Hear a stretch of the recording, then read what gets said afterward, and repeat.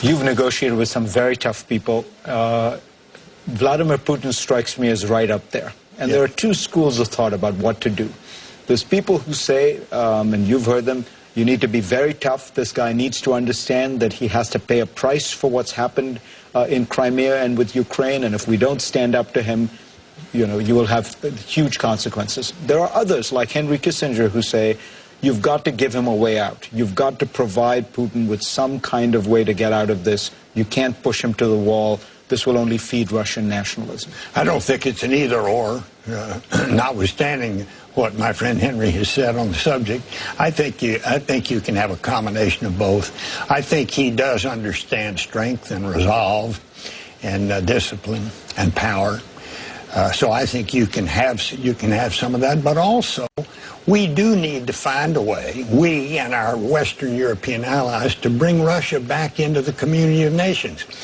In 1993, Fareed, I wrote an op-ed piece that said in the aftermath of the Cold War and the implosion of the Soviet Union, we really should find a way to permit Russia to join NATO. It's a political alliance as well as a security alliance, and treat them the way we treated, not with a Marshall Plan or anything, but the way we treated Germany and Japan in the aftermath of World War II.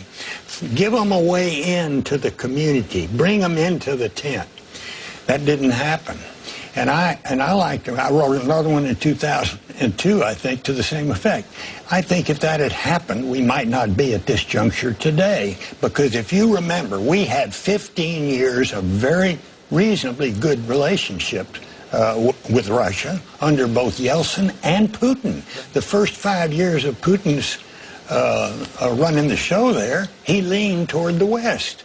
And we did a lot of things cooperatively, and we weren't in this position that we are today, where you have Russian bombers flying over Norway or over the Baltics or close to them, and it's almost like we're back where we were for 40 years. So I think if you had a combination of strength, resolve, discipline, stop the salami slicing of Ukraine, and find a way with our partners to go to the Russians and say, hey, look, this is non-productive for you, it's non-productive for us. Here's a way back into the international community.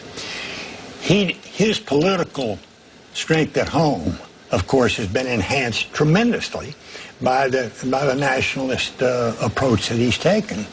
But this reminds you a lot of what happened in the 30s. This is the way Hitler went about it.